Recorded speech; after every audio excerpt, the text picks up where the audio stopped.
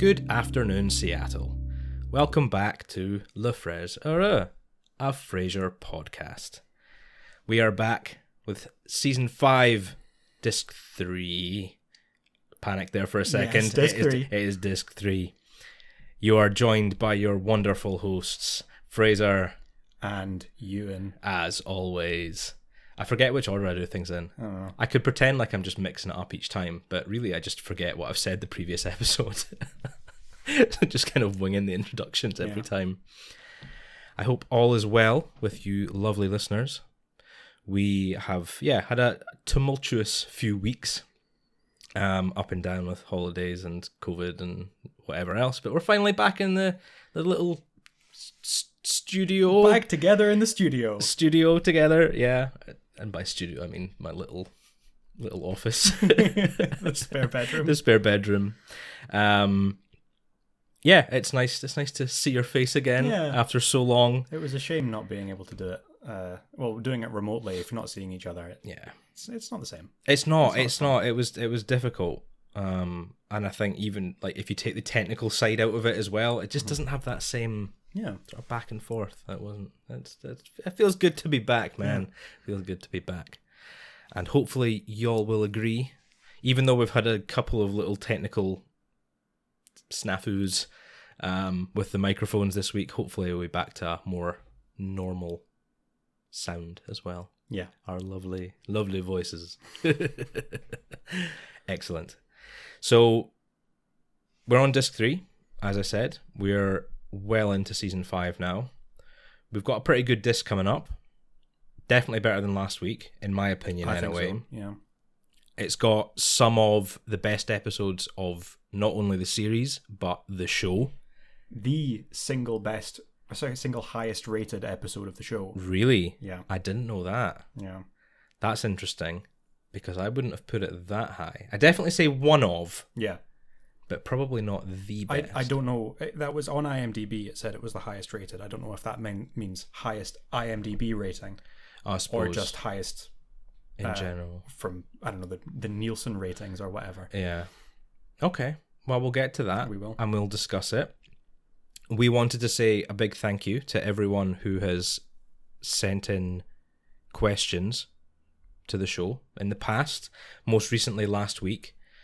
Sorry, that was a bit of a segue. I started talking about the episodes and then went back to housekeeping. That's but we were thinking if anyone else has any questions that you'd like to ask us, whether it be things that you want to know about us as hosts, our opinions on the show, if it's you want to test our trivia, I guess. That one might be a bit tricky. I have actually had questions testing trivia. Oh, really? Actually, same listener who sent us questions, the question that we answered last week, Angie, occasionally sends me screenshots from the show asking me to name the episode that it's in, and some of them are pretty difficult. Okay. I don't mind telling you. Well, we were thinking if anyone else wants to send in some questions, please do. And depending on the response to it, we will either start sort of answering them on an episode by episode basis, or if we get enough interest and enough people want to send in questions and hear them, then we would do that as part of a bonus episode. We've not got plans for a bonus episode this season yet. We've got a couple in the bag, couple in the tank, but nothing specific that we've planned. We need to do Money Plane sooner or later. We do want to watch Money Plane. We've got a few others. I have written both a general knowledge Frasier trivia for you, which is very difficult, and also another music quiz. Okay. But it has music for like right the way up to season 11, so we might have to wait and do that right at the end. Yeah, okay. That's a hard trivia, some of them are pretty difficult. Okay. Some of them are pretty difficult. Well, we'll see about that. But yeah, so if that's something anyone is interested in, please do. You can get us on Twitter or on Instagram. It's at Happy Bros Pod. At Happy Bros Pod for both of those. We do also have an email address, which is happybrotherspodcast@gmail.com. Yep. I don't check that. You check that. I check that. Yeah. But the only emails that we get are like notifications that we've gotten from other places, like on YouTube. YouTube comments as well. YouTube comment section's a good place to leave questions. Yeah. We will see them as well. Yep. So yeah, do let us know. But without further ado, we'll get stuck into the good stuff. Enough of the self promotion and enough waffling. Enough waffling. We start off with the Maris counsellor. Now, I went a bit overboard last week, and I kept watching past last week's disc and watched this episode as well. So this one's still slightly further back in my memory, but I've watched it so many times that I just know it inside out anyway. I probably could have done it without a rewatch. I love this episode. Yeah, so do I. I think this is a really phenomenal episode. We've had countless times we've spoken about the emotional versus the humor, right? And I think this is another one of those episodes that nails that balance. Yeah. I think it does it so well. Niles and Maris are kind of, well, they think they're on the mend. They've been seeing a new therapist, a new psychiatrist. Yeah, couples counsellor. Couples counsellor. Whatever, yeah. He is a doctor. And things are going very well. The two of them are sort of seeing more of each other. Niles is excited about it, and he wants to surprise Maris after discussing, I think, in one of the sessions how they want to get more physical again. He wants to surprise her and show some spontaneity. Yes, Maris thinks that Niles is too predictable. Yeah. And as does their new therapist, Dr. Shankman. Yeah. They've both criticised Niles for being too predictable.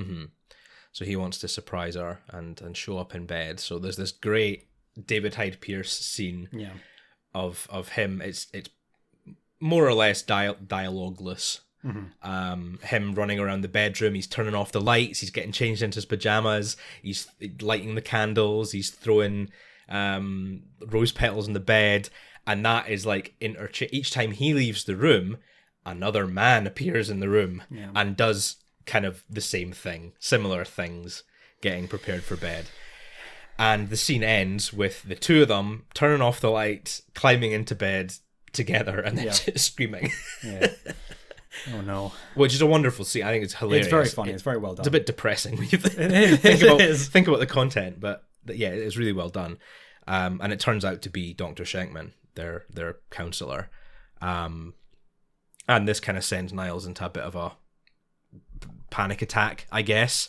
He's angry, he's livid, and then he goes to see Frasier. They've got a group therapy session. Frasier's agreed to help out, and Niles is kind of going off the rails a wee bit. He can't keep his head together, and quite fair enough. Oh yeah, I don't think I'd be able to keep my head together for that either. And yeah, he kind of has this whole panic attack, and they think it might be a case of transference, which is, for those of you that don't know, they do explain it in the episode as well. When a patient falls in love with a psychiatrist, they assume that the help that the psychiatrist is giving them is affection, basically, and it's kind of this. It is like a psychological condition, isn't it? Yeah, it's like I was going noted kind of thing. Like the opposite of Stockholm syndrome, where like you're spending time with someone and you become attached to them in a way that you shouldn't be. Yeah, but it's often completely superficial. Yeah. And by like the ethics, the psychiatric ethics board, I don't know what like official boards there are for it. It is a very like morally,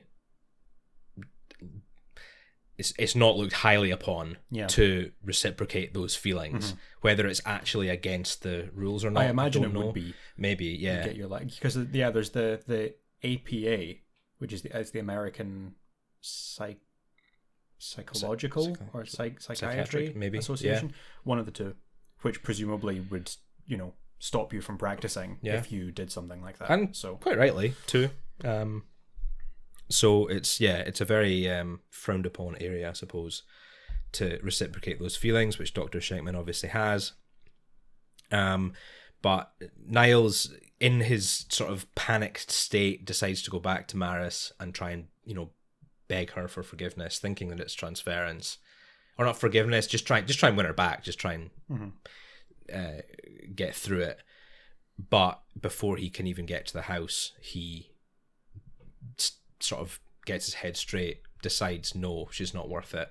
If she wants him, she can have him, and does this very stoic turn on his heels and looks the house in the rearview mirror. And then it ends in this really lovely scene of the Crane boys all having this nice little chat on the balcony after Niles dings his car with the wedding ring. Oh no. But Martin's had a bit of the little side plot of Martin going out on a date with one of the neighbours' mothers. Yeah, he fancies the neighbour, Mrs. Crowley. Yeah, and thinks he's going on a date with her, and it turns out to be the elder Mrs. Crowley. Yeah. So they all kind of, and Frasier's just generally depressed about his love life. So yeah, the three of them have this sort of this group sulk on the balcony, but it's a really lovely ending scene. Yeah, kind of the three of them just bonding. And the acting from David Hyde Pierce in this is great as well. The one bit that always stands out to me is when he comes back to Frasier's apartment and he's explaining what happened. Like, oh, I got to Maris's house, I looked up at the house, and I made the decision, like, no, I'm not having this anymore. I turned on my heels and I left. And you can hear him, like, his voice cracks and everything. Yeah. He's properly, like, just embodies someone who's just gone through a pretty traumatic event. Absolutely. Not to mention the other stuff, like the physical comedy of him doing the the stuff in the in the bedroom, and I think it's one of his best episodes. I think I really like the scene when he breaks down in the middle of this therapy, because he's role playing with one of the patients, who is, well, her husband isn't there, and they believe that it's because he doesn't trust psychiatrists, and then it's this whole, they start role playing about trusting psychiatrists and about trusting your spouse, and then it turns into they start screaming at each other, and Niles is shouting and crying, and it's I just want to die. It's fantastic. It's actually just a really well done episode. It is great. It's really lovely. Notable for being one of the most sweary episodes of Frasier as well. That's what I always think about when I watch it. It's something that always sticks out in my mind. Both Frasier and Niles refer to Dr. Shankman as a bastard. Yeah. And that's probably the harshest language it is, in the whole definitely. show. Other than like sort of if something's like cut off for like comedic effect, there is that, I think, and there's sort of like swear beeps occasionally. But yeah, the actual, I mean, I don't think we have to censor that word. Oh, I don't know. As part of the podcast.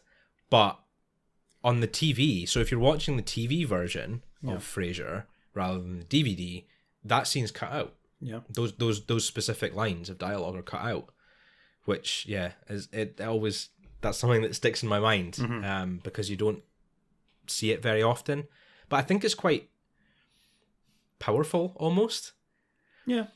They're not really played for humor. Like, the lines don't have laughs after them. They're not at all. They're very genuine, coming out of, well, in Niles' case, it's very much anger. Yeah. Because he's calling Shankman that to his face after he finds out what's happened. And then with Frasier, when he finds out what happened, he says basically the same thing. Yeah. But it's like, it's not so much anger as just like resentment and this like disdain. You know, he calls him a contemptible bastard. Yeah, contempt, I suppose. But yeah, it's kind of shocking because you're not used to things like swearing in the show. So when it does crop up as sort of harsh and out of the blue like that, it kind of, whoa, okay, yeah, they mean business. And yeah, it's I love it. I think it's a really good episode. I don't mind telling you, I gave it a full 5 cups. I agree completely. I went a bit back and forth on whether I was going to give it a 5. I think the only reason I wouldn't is in comparison to some of the other episodes on this disc. Yeah. But in the end, no, I think I need to give it a 5 as well, because it deserves it. Yeah, absolutely. There's a few guest stars as well, which I'm hoping you've noted, because I've written guest stars ! But I haven't actually noted who they were. Yes, because we haven't had many. The last, I don't think there was any on the last disc. There certainly wasn't. No, we certainly didn't know any. There wasn't many in the disc. But I don't think there is. It's because I think they give Roz quite a limited screen time, while she's pregnant. No, very possibly. And so they're not at KCL that often. Yeah. But yeah, that's true. Yeah. Yes, so we do. There's three actually, because one of the opening scenes, or it might be the very opening scene of the show, is Roz is having a bit of a panic because it's sweeps week. That's I right. don't really know exactly what that means, but it means they need to have. It's the ratings week. I think it's the equivalent of like pilot week, is it not? Okay, but so it's like sort of a few months in, is it not, to like sort of gauge maybe how the show is being perceived. Yeah, they need to get the ratings up as high as possible during this week. So she's panicking and trying to make the calls as interesting as possible. And there's a woman called Mary calls in and says, "Oh, I'm a bit indecisive." And she says, "I'm not," and hangs up on it, which is very funny. So she's voiced by Bess Meyerson, who was the first ever Jewish Miss America in 1945, which I thought was quite an interesting little thing. She then went on to have a career in TV and was then a politician and had a bit of a scandal in the 80s for taking bribes. So there you go. Oh, well. Interesting person. Yeah. And also there are two that Roz kind of pits off against each other, trying to make them pretend to be more interesting than they are. I didn't actually make a note of their names, but one of them is... one of them's John Waters. One of them's John Waters, yes. Famous writer, director, and actor, John Waters. And the other is Rob Reiner, also famous writer, director, and actor. Yeah. But it's a really funny scene where she kind of keeps putting one on hold to go back to the other and sort of convincing them to pretend that they're having an affair with their best friend's wife or running for Congress. What is it? Yes, one of them's I need to be careful with the wording here. Transsexual. Yeah, running for Congress. I think they use Roz that says term, which isn't. It's not really used anymore. It's one of those terms that has become outdated in the past. That's what Roz says, so I'll go for that. It was an accepted term at the time. It's not so much now. And the other is a bedwetting adulterer. Yeah. Is how they both end up. It's really good. I do love that. Yeah. I love Roz's like little scenes to shine as well. Just great. Yeah. We also have, and I don't know if you made a note of it or not, but Dr. Shankman is played by a man named Bob Dishy. I didn't particularly think about it, but I did notice that. So he has starred in loads and loads of stuff, lots of sitcoms and lots of things like Law and Order, Twilight Zone. So like sort of character actor in all these different series in the 20th century. But tiny fun little sideways fun fact: he also starred in Author, which is one of our favourite episodes of Frasier. Did he? Well, he starred in the movie Author. He starred in the movie Author. But it sort of shares a name with the episode. Oh, okay. That is interesting. I thought that's fun. Little fun. Just a little bit of fun. Yeah. There we go. Maris Counselor. And that's also the end of Maris and Niles. Really. This is it. This is sort of the conclusion of their relationship. She obviously still plays a part in his life. There's a lot of discussion surrounding his divorce for the next couple of seasons as well, but this is kind of the conclusion of both their separation, their reconciliation, just them being a couple, I guess, which is I would say a shame, but honestly he's better off. Oh no, 100%. So next up, the ski lodge. Now this is what we were talking about. This is one of the best episodes of Frasier. Yes. It's an absolute standout. It's one of those episodes that you would recommend to people who haven't seen the show. You don't need to know much about it to appreciate the humor in it. Yeah. And appreciate the episode itself. There are things, things like Roz at the start of the episode being pregnant that you would gain more from if you had watched previous episodes in the series, or things like Niles' attraction to Daphne. You would appreciate it more, but you could still go in blind and it would be a great 20 minutes of TV. There was I think it might have been released as a VHS tape first, but there was a DVD certainly that was like fan favorites or like the best episodes of Frasier that kind of like you could watch sort of out of context and just get like an idea of how much you like the show, and this was one of them. I can't remember off the top of my head what the other ones were. It doesn't surprise me. But this was definitely one of them. At all. Yeah, it's an absolute cracker. So Roz has won tickets to go out to a big ski lodge somewhere.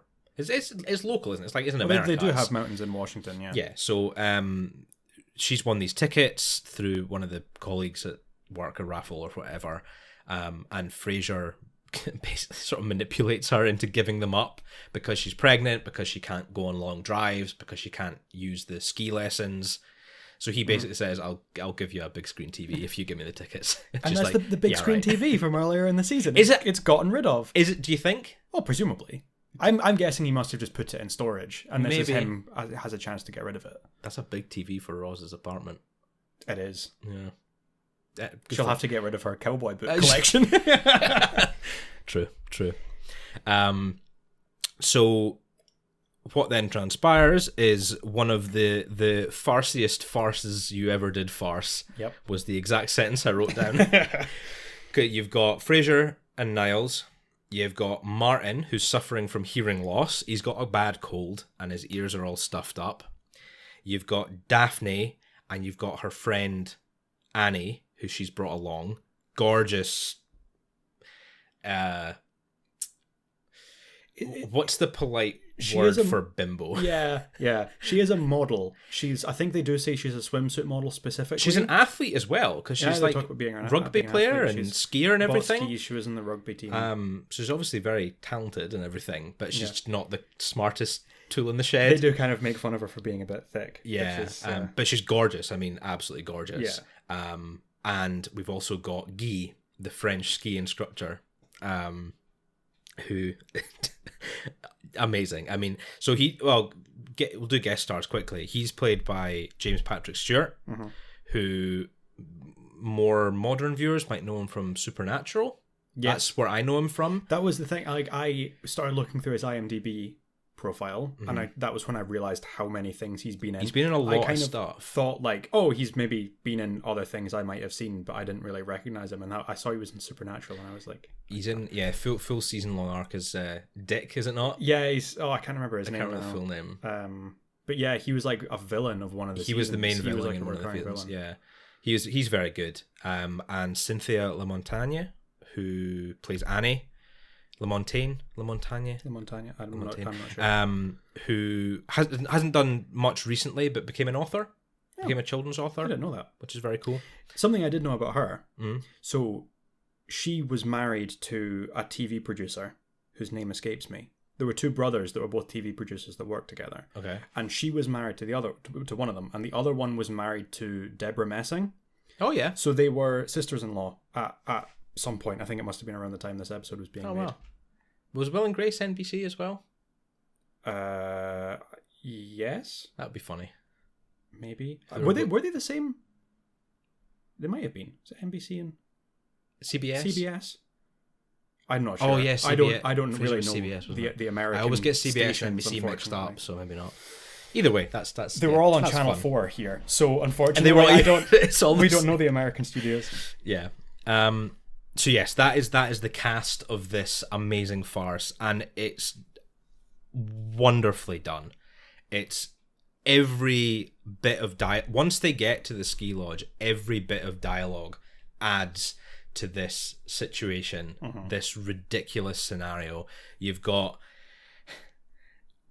Annie and Guy they both fancy Niles. Yeah. Niles fancies Daphne. Daphne fancies Guy, and Frasier fancies Annie. Yeah. Guy is gay. Well, obviously because he fancies Niles, but that's added as like a sort of thrown into the mix. Also, Guy gay is it is quite funny. Just funny. and Guy is convinced that Daphne and Annie are lesbians, which is very funny. And Martin keeps giving everyone the wrong impression. He tells Frasier that Annie fancies him rather than Niles, and he tells Guy that Niles is gay. Yeah. And it's just it just culminates in this ridiculous door slamming farce, going through all the different rooms and different people are sleeping in each other's beds and it's ridiculous. Apparently, it was inspired by there was a trend for French plays. I think they actually use the term like door slamming as these farces where it's like separate rooms. Yeah. People are constantly running back and forth into each other's bedrooms, and apparently this was very heavily inspired by that. Okay. And just done so well. I've definitely heard that term before. I think that's I've definitely heard door slamming before.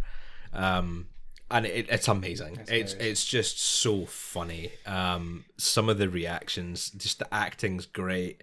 There's one scene, right? There's one scene that always sticks out and bugs me, and it's from Annie. There's a line that she delivers when Guy comes into the room. She's come on to Niles, and Guy comes into the room, and she turns around and she says, "What do you want?" And the way she says it is so bad. I don't know what it is. There's something about... She gives like this weird, like, half-assed arm gesture, and it's like, "What do you want?" And the way she says it is just so bad. I would need to rewatch it. You'll notice it from now on. I'm telling you. She's not English, I don't think. Probably not. I would need to check, but I'm guessing she's not English. It's a very strong accent, so it could easily have been put on. Yeah, I think it was either the same case as Daphne, where it was being put on, and it's not her native accent. Yeah. Or maybe she was American, in the case of like Clive from The Two Mrs. Cranes, where like an American doing a not great English accent. Yeah. But it's just the way, like, the rest of the episode, she's great. She's great. Does the job wonderfully, but just that one line really bugs me. Yeah. It's so bad every time. There's just some spectacular moments. It's Martin coming in at the very end and shouting. Everyone else is shouting at each other, and Martin comes in like, "Hey, keep the noise down." And then he realizes that his ears have popped, and then like looks around the room. Everyone's kind of half naked. The Guy's lying in bed, and he's kind of like, "All right, good night, everyone." Just kind of leaves. It's great, man. It's such a good episode. And I think this is, when I think of farce, when I think of Frasier farce, this is what I think of. There are other episodes that do it. We've had episodes that we've gone over, that we've, said how great the farce is and stuff, but this sets the standard. Yeah. Like, it really 100%. Does. It's so good. I don't know if I even need to ask you what rating you gave it. No, this is a 5 for me. This is definitely a 5. 100%. And it's what I did. One note I did have was, I think I would have. Well, I like it as it is, right? But I maybe would have liked it more if Roz was involved in it as well somehow. Yeah. Just because it would have been nice to have the whole cast rather than like Roz is in the sort of not cold open, but like the opening scene, and then she's not part of the bulk of the episode. And I don't know, Perry Gilpin's so good at that kind of stuff as well, and the quips and back and forth and everything. We do get a similar episode, kind of similar episode. We do in about a season's time. Towards the end of season. Is it end of season 6? Towards the end of season 6. Yeah. Which Roz is a lot more involved in. That's true. And I like that episode as well. So luckily we do get a chance to see That's Roz. Kind of what I'm thinking of, is like if she'd been in it, she'd been in this one, it would have been good. But we get what we get, and what we get is pretty incredible. So happy with that. There's not much more I can say, to be honest. There's not. If you've not watched it, go and watch it. It's incredible. And if you have watched it, you know how incredible it is. So us repeating it will not do much.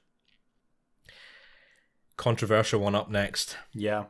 Maybe the most controversial. It's a bit of a weird one of the show. It's just a bit weird. It is a bit weird. It's pretty weird. I'm interested to see what your opinion is.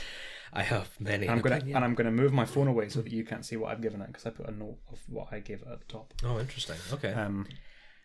Room service. Yeah. Is notable for a couple of things. Lilith is back. She makes another guest appearance. Her first of this season. Yeah, her first since middle of season 4. her and her new husband, Brian, have broken up. He has come out of the closet and run off with their interior decorator. Yeah. Poor Lilith. I know. But, I mean, the man, he came clean. He's living his life now, so... Yeah. Rude, but good for him. Yeah. And she's come to... I think... what's her reason? She said she's coming for a conference or something, but then that was just a ruse, wasn't it? I think it was just a lie. It was just a lie because she just needed some company. She just needed some time away and went to see Frasier. Yeah. And Frasier kind of welcomes that with open arms, but he's also a bit of a horny boy. He is. He likes, for some reason, to see when Lilith is very vulnerable and very, not damaged, but yeah, in a state of just vulnerability. I guess is probably the best word for it. And he's very attracted to that. He's trying to resist it. Niles is trying to help him, but Niles is dealing with some issues of his own.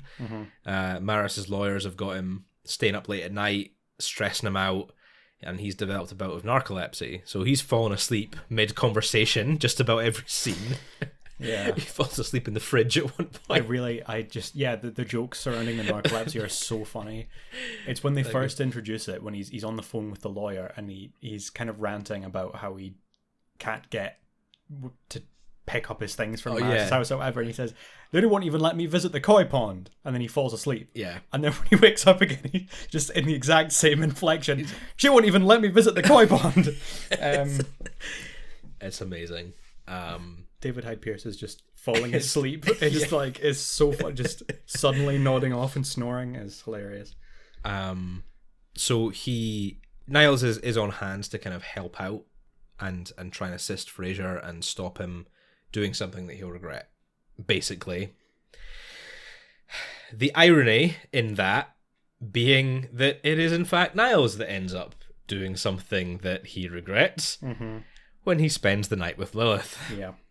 In what is, in my opinion, probably... Now, I was going to say the worst plot point of the show, but I don't know if I want to commit to that statement. Yeah. Because there are a couple of things that I disagree with coming up. So I'm not gonna say the worst, but yeah, it's up there with just... It was an interesting writing choice, let's put it that way. Yeah, it's not a choice I would have made. I'm not going to say I hate it, but Yeah, it's weird. It was a choice. It's weird. And it's usually one of those things, if you follow like the sitcom rule, it's usually one of those things that happens far later in the show. Yeah. Whereas here, it feels like they're just hitting their stride. They are just hitting their stride. This is prime Frasier, middle of season 5. And then they make this decision to have Frasier's ex-wife and his brother sleep together. Yeah. It's weird. It's weird. It's just weird. Yeah. And I hate it, right? Because for multiple reasons. One, it's unnecessary. But two, the rest of the episode is so good. Yeah. And so funny. And all the dialogue and the jokes about Niles' narcolepsy and him falling asleep on the toilet and in the fridge and Frasier being a horny boy. Yeah. It's all really funny.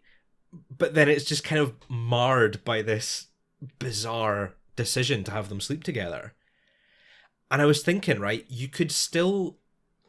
Obviously, it's more impactful because it's Lilith, because she's going through issues with her husband. That makes it all the more kind of important, I guess. But you could easily have a similar, if not the same plot, if you replaced Lilith with just a member of the wine club that Frasier and Niles were both trying to vie for the attention of. Yeah. And it could be that, there's a reason that she and Frasier couldn't get together. Niles is trying to convince him not to, and then he sleeps with her in a way. And you could kind of piece it together and get a pretty similar episode without having all this strangeness. Yeah, it's very Arkansas, isn't it? Yeah, that's the term that Niles uses. Niles says, happens every day in Arkansas. Yeah. So I don't know. How do you feel about it? Because I feel like I'm just saying weird a lot. Now, I really like it because of all of the other stuff. Like you've said, it's such a great episode if you kind of skirt around this choice of plot. But honestly, I don't think it really tarnishes the episode that much.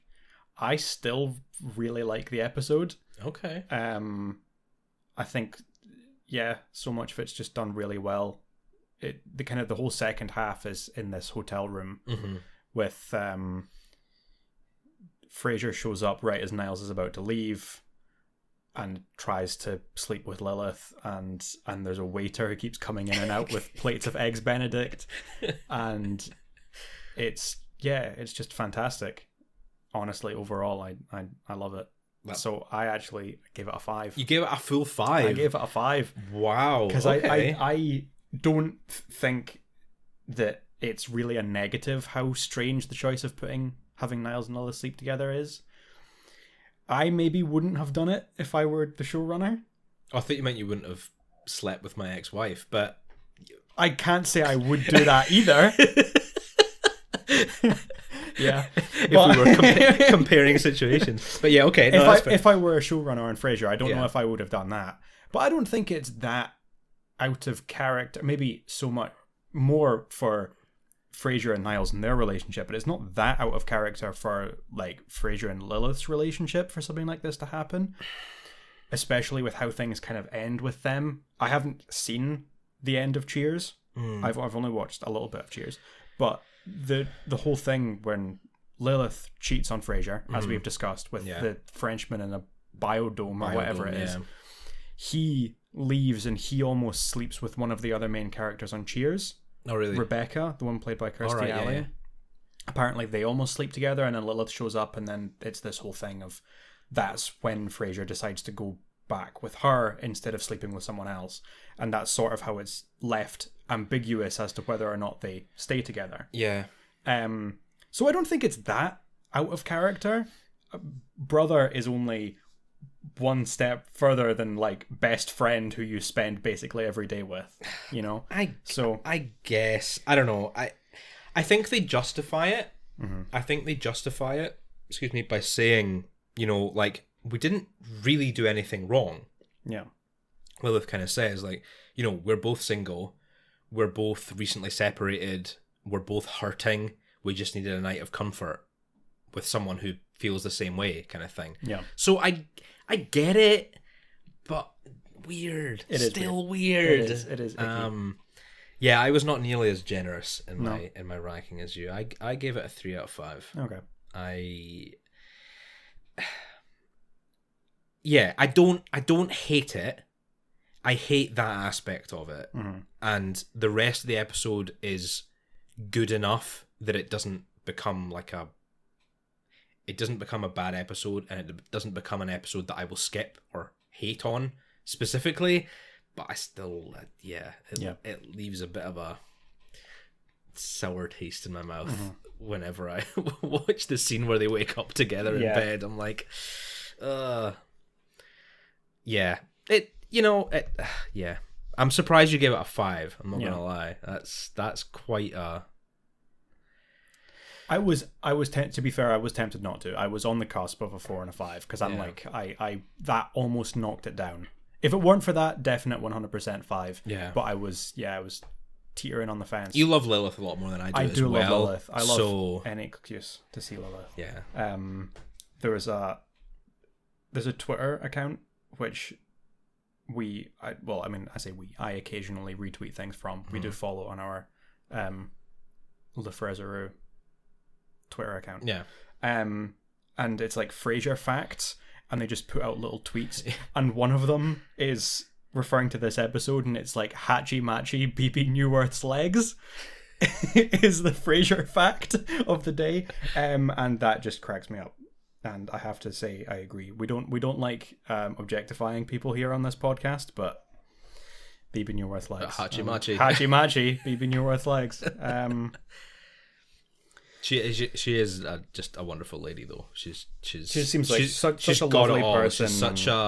She's she just seems kind, and smart and gorgeous. She's and genuinely very funny as well, and hilarious. Great. Yeah, we love all the cast in this show. We do. They're so good.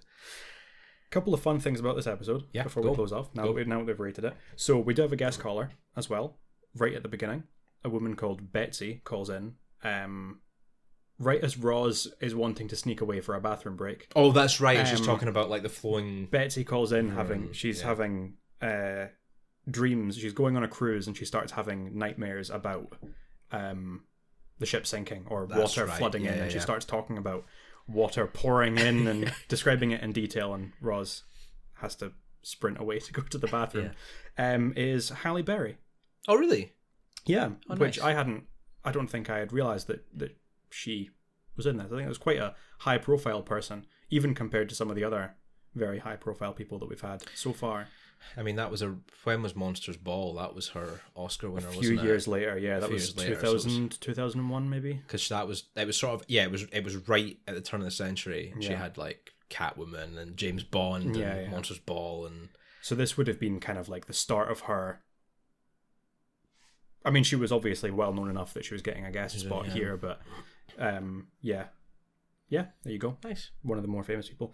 Also, there is in Daphne Hates Sherry. Mm-hmm. There was a kind of running joke with the title cards all being references to Tennessee Williams plays. Yes, and there's a joke where they talk about Tennessee Williams plays. There's a similar thing in this episode. Early on in the scene in Cafe Nervosa, Frasier says, we're a narcoleptic and a weak-willed sexual obsessive. We're like a couple of brothers out of an O'Neill play, referring to Eugene O'Neill. And there's all of the title cards in this one are all references to O'Neill plays, like The Ice Woman Cometh. The Iceman Cometh. Which is The Iceman Cometh. Yeah. And A Long Night's Journey into Day, which is a reference to A Long Day's Journey into Night. Oh. And there's also Strange Interlude, which is actually just the name of the play. It's not a pun there, that's just the name of the play. But yeah, I always like seeing that. That's fun, yeah. Broadening my cultural horizons, because I can't say I would have really known who That's Eugene cool, though. O'Neill We need was. to keep an eye out for that, because that's a couple now. I didn't realise had like a theme. Yeah. So that's nice. I like that. That's good fun. Nice. Shall we move on? Yes. Any more fun facts? Nope, that's me for my fun facts for room service. Beware of Greeks is up next. Now, this is another, I wouldn't say controversial episode, but it's a weird one in terms of how they establish the plot. We've got Frasier's cousin, Nico, shows up and is getting married. And it turns out that he has been given some advice earlier in his career by Frasier not to pursue a medical doctorate. I think he says, I want to be a medical doctor.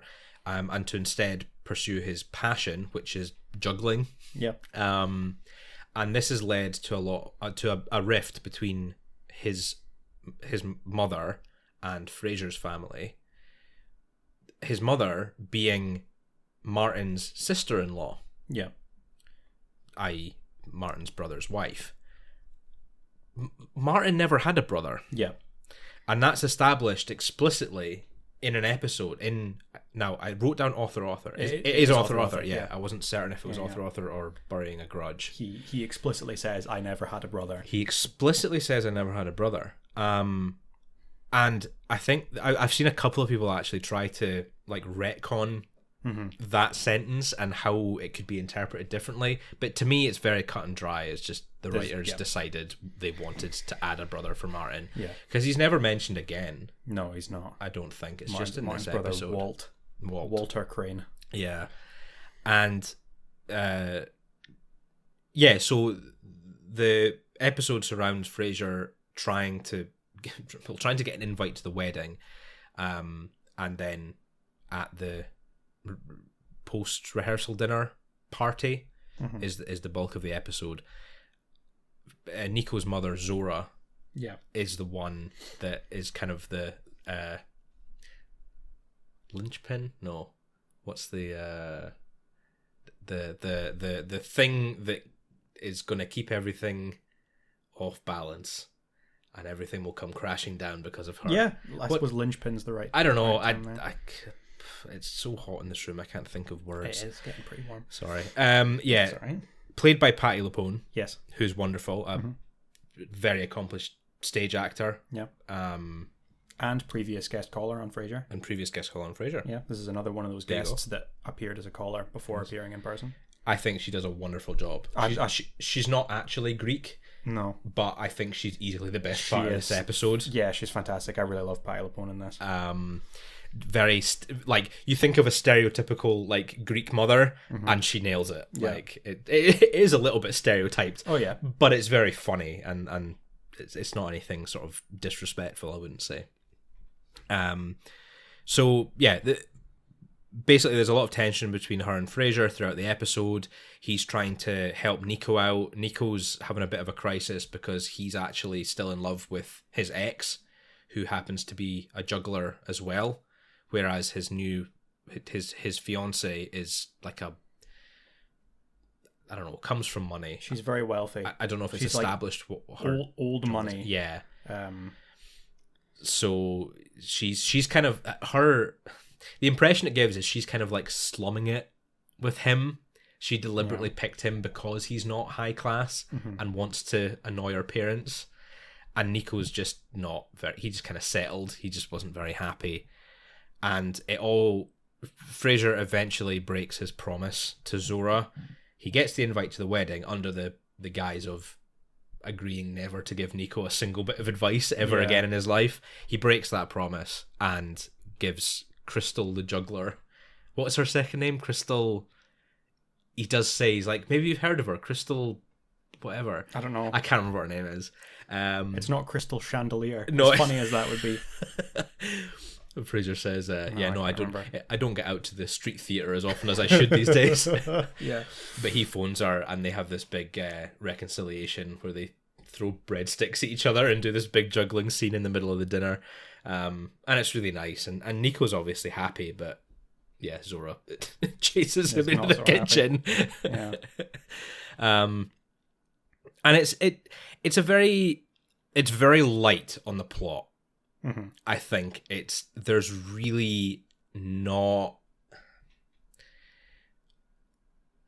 not a lot to be invested in, given that Nico is someone we've only just met in this episode and had zero knowledge of beforehand. So the fact that whether he's getting married or not to someone he likes, who really cares? Yeah. I don't know. That feels harsh to say, but like, we don't know him. We don't know him at all.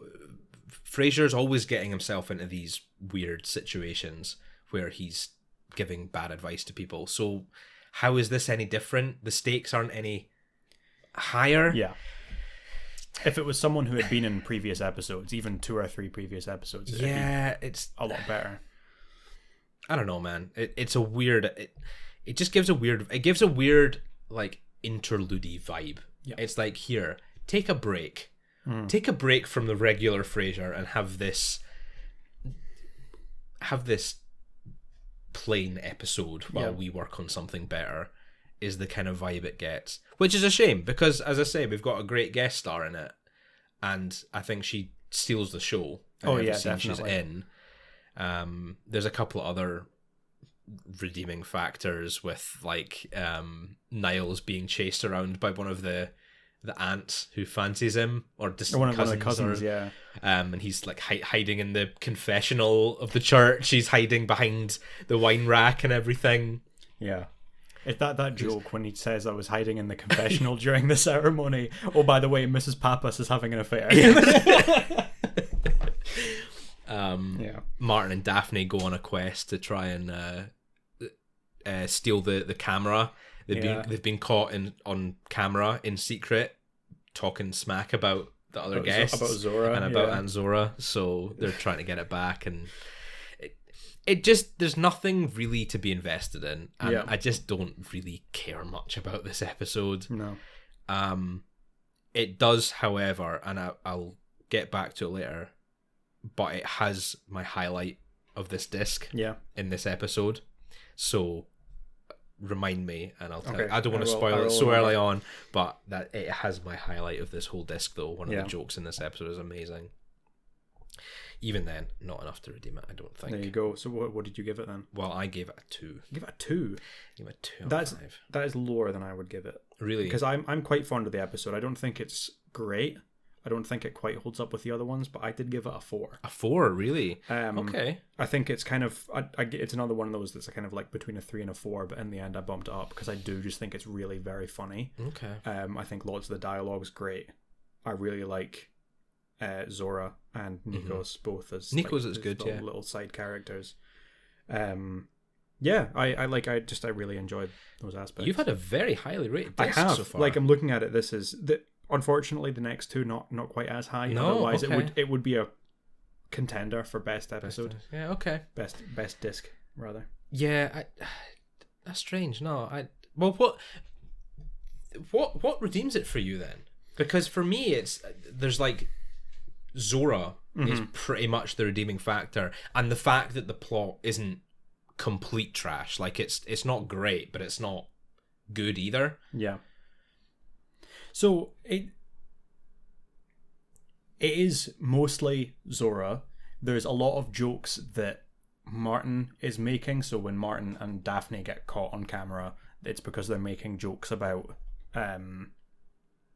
about Zora and also about Walt. They kind of implies that Zora's a bit of a I don't know what the right term precocious? is. What's the word? She got around before marrying precarious. Walt. No, precocious. Precocious, right? That's the one. Maybe. I don't know. I don't know what the word is. And apparently Walt's a bit thick because he didn't really he never noticed. Like, he didn't know that, and Martin would never mention it. He's not the smartest bulb in the bulb box. Yeah. See, and it's dialogue like that I really enjoy. Watching David Hyde Pierce run around with Cousin Yvonne running after him is just hilarious. And I just think it's all the dialogue really elevates it. As much as the plot isn't amazing, I just think like the guests and the dialogue really bring it up a lot. You don't have to justify yourself. I'm more just like curious. Like, I don't need to justify your point, but just I'm wondering like what it is you like about the episode. Yeah, there we go. Well, that is my justification. Okay, no, that's fine. Fair enough. We're allowed to disagree. It's rare, but it is allowed. Well, I'll tell you what. If you said that you didn't rank the last two episodes quite as high, then we're going to have a bit of a disagreement as well. The Perfect Guy is up next, referring to Clint Webber, MD, I presume, Dr. Clint Webber anyway, who we mentioned last disc. There's a bit of foreshadowing with him, Roz getting a guest spot on his show thanks to BB. Where it's kind of weird though, because it says in this episode that he's only just started, so I don't know if they're just being a bit like liberal on how long he actually has been working there, or if it's just work their way around or a little maybe bit. the episodes got switched around, maybe the schedule got switched around. It's not impossible. It did happen right at the start, so but the handsome Clint Webber, the gorgeous doctor, who just seems to be perfect in every way. He's attractive, he is a doctor. What more do you need? I was going to list off more things and then I panicked. Yeah. No, he's he plays squash. He's an athlete. Yeah. He's got a degree in, is it French history? He says French art history. Well, I think he said he studied in France, maybe, or studied in France. He speaks French. French and Mandarin. He's the godson to Jose Carreras. Yeah. He worked as a sous chef at some pretentious French restaurant. He did. He can make a killer, what is it, truffle risotto or something they make. I don't know what it is. egg white and truffle omelette. Some egg omelette, yeah. Can't remember what the food is. So he's pretty much like the perfect guy, and this obviously sets off the jealousy alarm in Frasier's head. Yeah.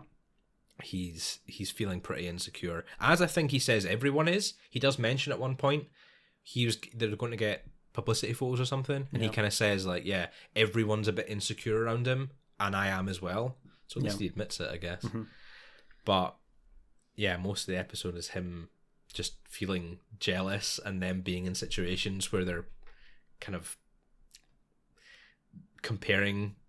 I was going to say like having a pissing contest, basically. Yeah, it's a bit one-sided. It's very one-sided. It's very one-sided. Yeah, absolutely. And all this kind of culminates in Frasier finally accepting that he is just not as good as Dr. Clint until he hears his singing. Yeah. And he gets up at a party that Frasier's hosting to sing for everyone, and he just no pitch whatsoever. Yeah. He's just not a good singer at all. Which makes Frasier feel so much better. Which is not something we always want, because he's a bit egotistical, and he's a bit cruel to Niles there as well. There's one line where he says like, "Oh, I'm struggling a bit with this kind of this notion of being compared to someone else," and then turns to Niles and says like, "Well, you know what I'm talking about. You've felt that against me your whole life." Yeah. And it's like, what? That's a hell of an assumption to make. Yeah. What a dick. Especially since Niles is like known to be a lot more successful in a lot of different areas. Just because Frasier's on the radio doesn't mean he's all that. Yeah. You know. But yeah, it's another one of those episodes that the plot's a little bit light. Like, you know, the whole plot is Dr. Clint is handsome and successful. Frasier is not. Therefore, he is jealous. And it's just lots of different scenes gradually going up that scale. Yeah. Until it kind of flatlines, I guess, with Dr. Clint singing. So there's not a whole lot to it, but it's still got some pretty funny moments. Yeah. It's It's got a great B plot as well. Yeah, I was going to say, I really like the B plot in this. The B plot, we're introduced to Robert. Robert's gourmet goodies. Yeah. Yeah. The French merchant who sells Frasier and Niles their cheese and charcuterie and whatever else. And Martin ends up buying some fancy dog food he buys the dog food or buys a taster, but then he ends up insulting Robert, insulting his prices or saying it's too expensive or whatever, and then he has to go and apologize to him because Eddie won't eat anything else. Yeah, he gets used to the fancy stuff, and then Daphne does the exact same thing because he's got some imported English biscuits or whatever. Which, to be fair, the price is ridiculous. $14 for a packet of lemon biscuits. It's ridiculous. But I really love Robert. He's so funny. He's such a good guest character. I think he only appears a couple of times. 2 or 3 times. I think he might only appear once more. Maybe it's only once. I can only think of one specifically. But I'm wondering if there's maybe another one. But he's great. He's just so funny. And he's clearly very, full of himself and kind of slightly stereotyped Frenchman. Oh yeah. And the is it this right? I think I looked away from my computer screen when I was watching the episode. But is it this episode, the Robert line? Oh yeah. It is this episode. Yeah. So he turns around after Martin calls it. It says, "Oh, this price is too expensive. This is robbery." And he turns around and says, "Robert, nobody calls me Robert." And then there's his assistant from the back room shouts through, "Robert!" It's perfect. It's just that joke alone, I think, bumps this episode up for me. Yeah, definitely. It's very funny. It's amazing. what else? We've got a nice little scene with Gil as well. I say nice. I like it. I think it's very funny. Yeah. When they're all talking about how handsome Dr. Clint is, all the KCL guys, and Roz says it, and Frasier says it, and Bulldog agrees, and then Gil, the very camp Gil, turned around and said, "Oh well, I don't think he's that attractive," and they all kind of stop and look at each other, and they're like, "You didn't notice, of all people?" And it turns out that they all thought that his wife Deb was actually his cat. Yeah. But she's Mrs. Gilbert Leslie Chesterton. She runs a very successful auto body repair shop. Yeah. Which is obviously very like it's playing into a lot of stereotypes. On the nose stereotypes, But yeah, we're setting up this idea that they're, what would you say, mutual beards? Is that a term that is that a term? I think I saw them being referred to it as that at one point. I don't know if that is much of a thing. But. Yeah, the very not subtle joke is that they are both gay and either are together or have married for whatever reason. I don't know. Yeah. But it's, I mean, out of that whole room when they're having that discussion, 2 out of the 4 of them are gay in real life. Yeah. So we won't get into this topic too much again, but we've said before, like a lot of the cast is or was gay.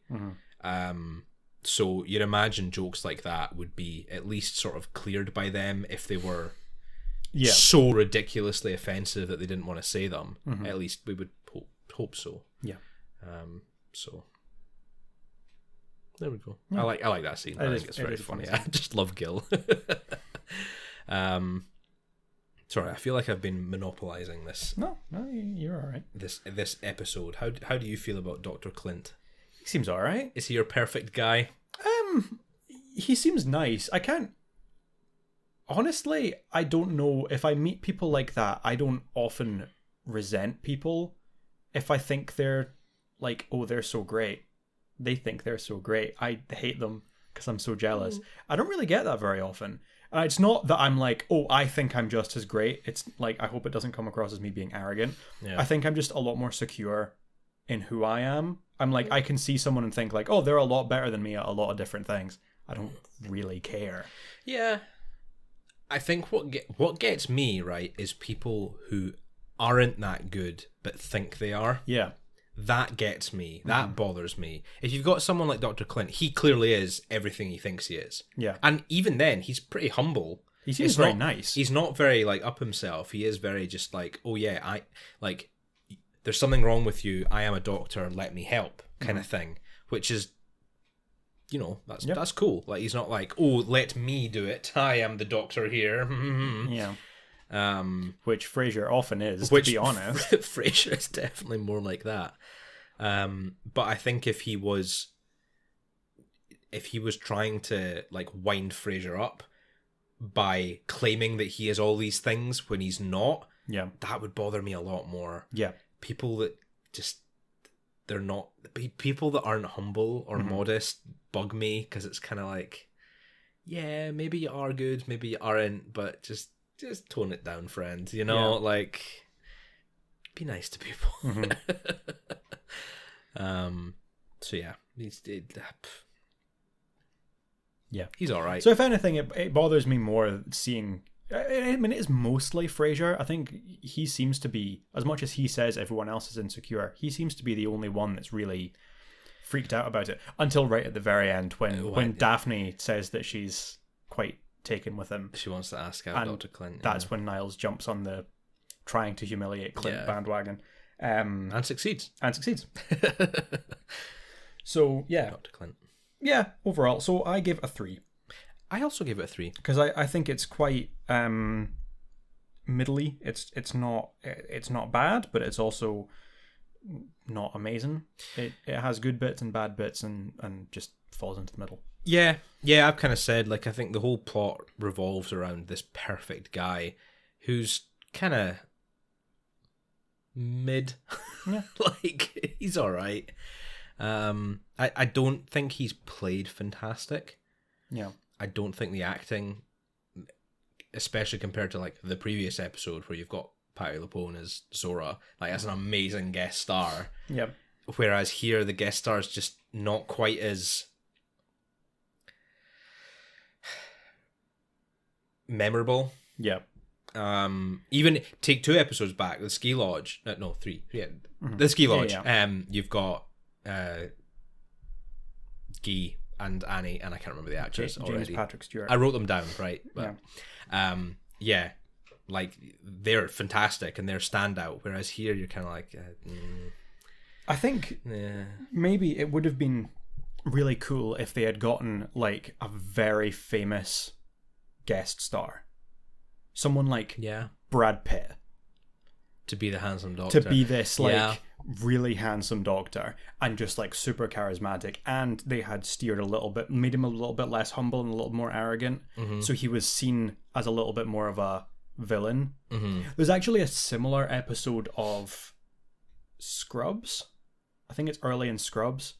It's been a while since I watched Scrubs. Sean Hayes plays this doctor that's at the same level as all the main characters, and he's like really very good. He's like completely, he's everyone's favorite, and and everyone fancies him, and he does really well in the role. Sean Hayes, who at the time was kind of known for playing Jack and Will and Grace, but then in the end it turns out that he's actually completely overwhelmed, and he winds up dropping out and doesn't become a doctor. He doesn't continue in his training, and it's this sort of kind of dramatic thing. I don't know if you could have done something exactly the same, but I think getting like a big famous guest star in and making him a bit more arrogant, making it into a bit more of a clear-cut competition, and sort of seeing him as more of an antagonist might have made it work out a bit better. Because at this point, I don't have anything against Clint. I don't really like the idea that he's getting humiliated at the end. It's like, nice. He's a bad singer. Like, oh, poor guy.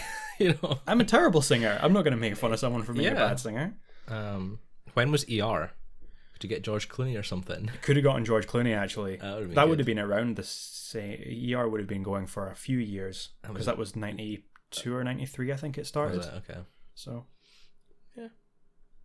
yeah, I don't disagree. I think that definitely would have made things a bit more interesting, I think. Last episode of the disc. Of this disc. Bad Dog. We've got another Bulldog-centric episode, which, as you know, one of my faves. The wonderful Dan Butler just nails it. Every time. Every time we get a Bulldog episode, it's just amazing. I forgot I was going to... In my notes I wrote, a shooter at Cafe Nervosa. It's more likely than you think. The Cafe Nervosa, for the, presumably first time ever, has been stuck up by a gunman. Yeah.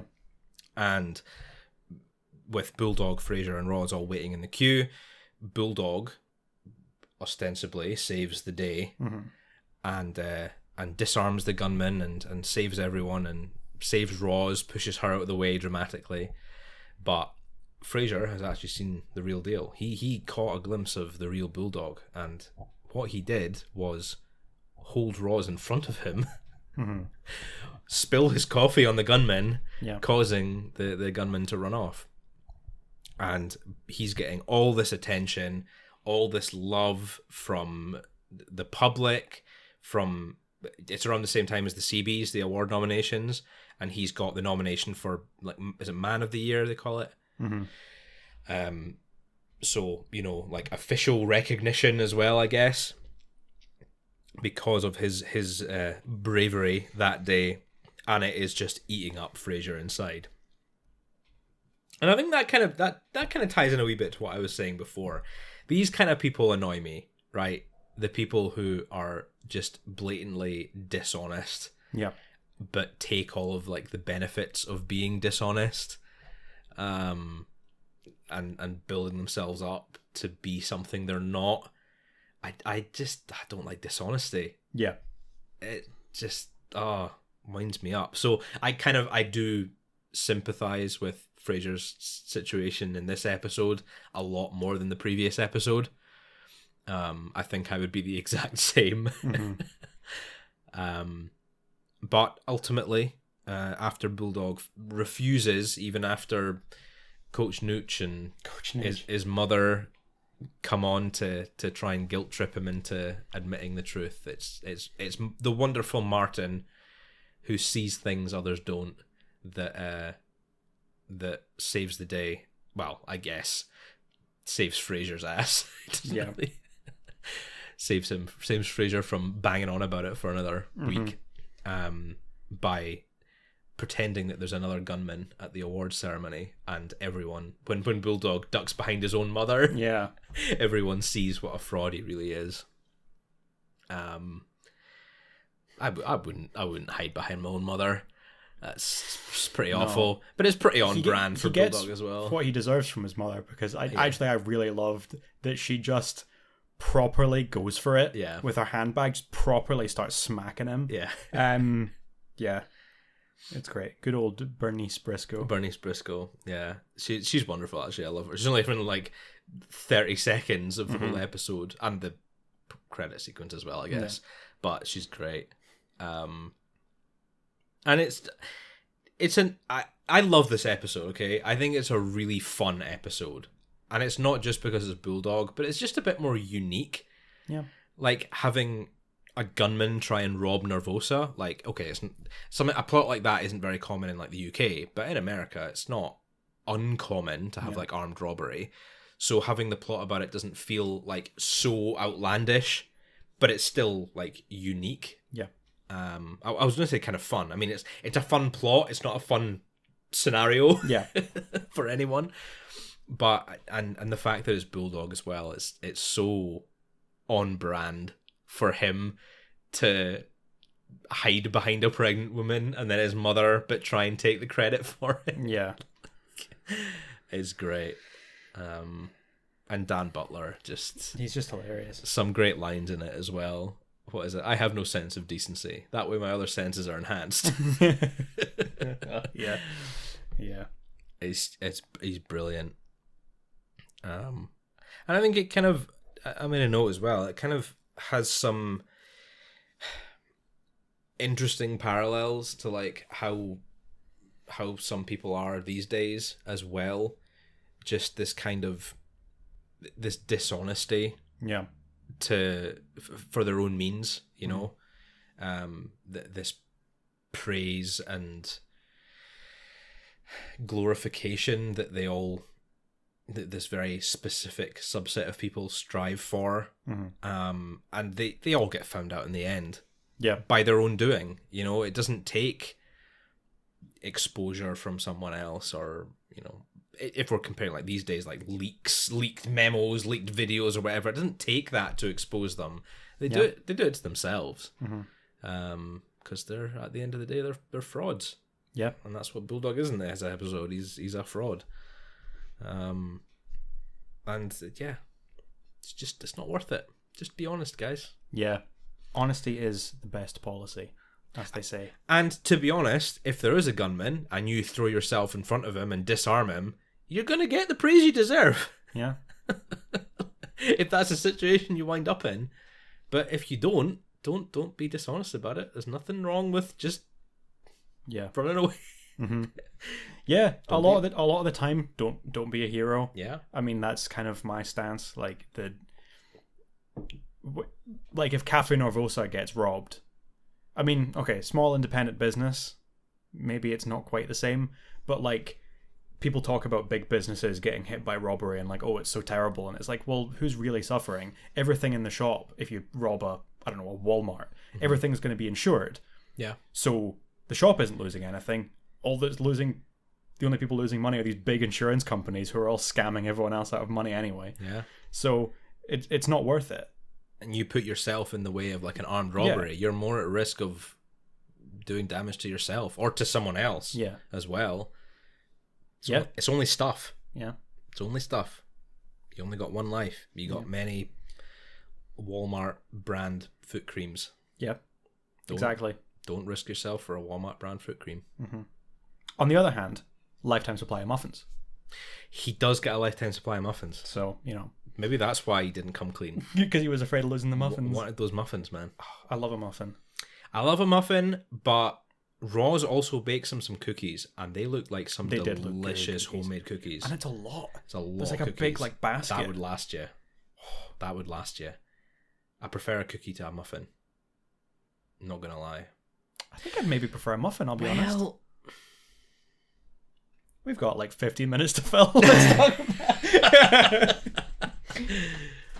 Yeah, I don't know. There's more variety in muffins, isn't there? There Depends which muffin. If we're talking just chocolate chip muffin versus just chocolate chip cookie. Oh. See, then I'd have to go for the cookie. You go cookie, wouldn't you? Yeah. But if we're going triple chocolate chip caramel filled muffin versus a chocolate chip cookie. See, I'm not into these like very overly sweet. Oh, mate. I like something with like cinnamon. Cinnamon muffins? Maybe a bit of like fruit. To be honest, people are always out there dunking on like an oatmeal raisin cookie as being like horrible and inferior to chocolate chip. I honestly would maybe prefer like an oat and raisin cookie with like cinnamon through it to a chocolate chip cookie. So I'm going to be honest. Oatmeal, no. No. Blueberry muffins, though. Blueberry muffins. Everyone rags on a blueberry muffin because it's not sweet enough. It doesn't have any chocolate in it. Yeah. You've not lived until you've had a proper homemade blueberry muffin. Yeah. It's gorgeous. Yeah. You don't get blueberry cookies. I mean, you might, but they're I suppose you could do. probably not great. No. There you go. There's our take on. That's our hot muffin take. Homemade baked goods Talking about take. Yeah. Okay, we didn't even rate the episode yet. We didn't. What? Got distracted by the muffins. Yeah. What do you think? So I gave this one a 3. Okay. This one it's not quite as high for me. It kind of same as the last episode. I think maybe it's partly because I'm comparing it to the earlier ones. Maybe it's just because as much as I like Dan Butler in it, I'm just not really huge on the plot. Okay. I just don't enjoy it that much. That's fair. You don't. We don't have to justify it. Yeah. If you're not a fan, you're not a fan. Yeah. So it's a 3. I gave it a 4, and it's a high 4 as well. Yeah. I think it just doesn't quite hit the mark of a full 5 for me. But I love Dan Butler. Yeah. I think he's absolutely fantastic. Again, I love the unique plot. I think the only thing that lets it down a bit is the dialogue. There is a little bit of a lack of sort of snappy jokes throughout the episode. Yeah. It doesn't quite hit the mark of likes of the Ski Lodge or Mara's Counselor earlier on. But it's still good, and it's still one that I enjoy rewatching as well. Mm-hmm. I enjoy sitting and watching. So yeah, 4 out of 5. High 4 out of 5. Good. And that's disc 3. Yeah. Steaming on ahead. Into disc 4 next. And it's going to be a mixed bag. Yeah, I'm not but I think there's a notable drop in the last disc compared to the previous ones, because I think the past 3 discs, like the first 3 discs of season 5, I think have all been pretty good. Some ups and downs. I've not rewatched them yet, good. So I can't say for certain, but I'd probably rank it higher than disc 2. I think on the whole, but we'll see. We'll see next week. Okay, right. Highlight time. Okay. Highlight time. So back in Beware of Greeks. Beware of Greeks. That's the episode. Frasier goes to visit Aunt Zora in the restaurant. She is furious. She refuses to look at him. She's sitting like, what do you call it? Like flattening meat? It's like tenderizing. Hammering, tenderizing, yeah. Sitting tenderizing the meat, and then she's going around the islands, and she's telling off all of her chefs who are not doing things properly. Someone's bent a skewer, and Fraser's kind of following around and sort of pleading with her, look, please, I really want to come to the wedding. I want to see Nico growing up. Nikos.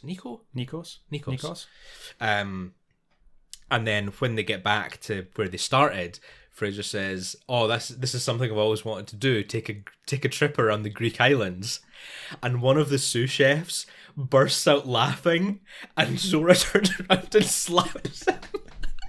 Yeah. And I don't know why, but there's something so funny about it. There is. The timing of the joke and the laughter and then the slap and just the sincerity on Zora's face when she does it, like she's not amused at all by this joke, is perfect, man. It is very funny. It's so good. I love it. It is. It's fantastic. What about you? Any highlights? I'm also gonna have to say some of Aunt Zora's dialogue, but for me, it's so we've set up this idea that Aunt Zora really hated Frasier for meddling in Nikos's life. Yeah. And he said he's not going to meddle anymore. Yeah. And there's these bits during the rehearsal dinner when she's starting to get concerned that he's meddling. Mm-hmm. And she's kind of saying it in like a nice way, but she's making these threats. And there's one when one of the chefs in the restaurant has been drinking. He's gotten into the ouzo, and she says to Nikos, like, go and check on the chef. I'm worried that he's gotten into the ouzo again. Last time he was drinking on the job, he got his head caught in the duck press. And Frasier says, how did you manage that? And she goes, with my help. Yeah. And she's just like really threatening. And then there's another line when one of their family members is up dancing on one of the tables, and she says, "Go, Nikos, go and tell him to stop dancing on the table." And turns to Frasier and says, "It would be really nice if we could have a family gathering where no one had to leave in an ambulance." Yeah. And it's just this, like, she's being so outwardly very nice, but there's so much menace in what she's saying. There's like an undertone of yeah. And yeah, I really love it. Yeah, yeah. She's definitely the highlight of that episode. 100%. And one of the highlights of the disc as well. So I'm glad we're in agreement on that. Perfect. That's a pretty highly rated disc, to be honest. It's a little bit higher than I thought it would be, especially from your side. But I'm not going to criticize. I think that's good. That's positive. Especially so many seasons into the show. I mean, we're in season 5. You know, a lot of shows at season 5 kind of lose steam, but Frasier's still got a lot to give. And we're keen to talk about it. We are. But you will hear more next week. As we said, if anyone is keen on sending us a message, drop us a line on Twitter, on Instagram, YouTube comments, whatever. We will pick them all up. We do keep an eye. We are regularly on all the social medias. Yep. And we will put together some questions, if any come in, to answer either on the show or on a guest episode or bonus episode. What do we call them? Bonus episode. So yeah, I would love to hear from you. Yeah. We also, if anyone fancies dropping a review on the podcast, we are more than happy to receive your glowing reviews, as we have done. There are several, but we are also happy to receive criticism. Yeah. If anyone has any ideas for the show, if there's anything you'd like to hear, if there's anything you want to see done differently, or anything like that, we're always happy to take suggestions and guidance from those of you wonderful people who actually tune in. Yeah. Yeah. Excellent. And even things outside of the podcast, if you have suggestions for community stuff, we're kind of reaching the point where we could even start. I thought about potentially doing like a Discord server, so people can join and chat with each other. We can talk about Frasier. Yeah, or even, things. We're at the point where we quite enjoy doing this. We're doing this because we enjoy it, I should say. So we're kind of at the point where we could arguably start doing things like adverts and other such, likes of Patreon or whatever. So that's something that could be a discussion in time. But what I do like about things like Patreon is that we could give certain like behind the scenes looks. You know, that could be an area for people to ask questions and things like that. So we're happy to take opinions on things like that. If people are like, no, we do not want adverts on the show, ever, it is the worst thing in the world, then I'd be like, okay, cool. But see what's what. See what's what. You guide us, wonderful listeners. And with that, wish you a great day, good mental health, and as ever, thank you for listening.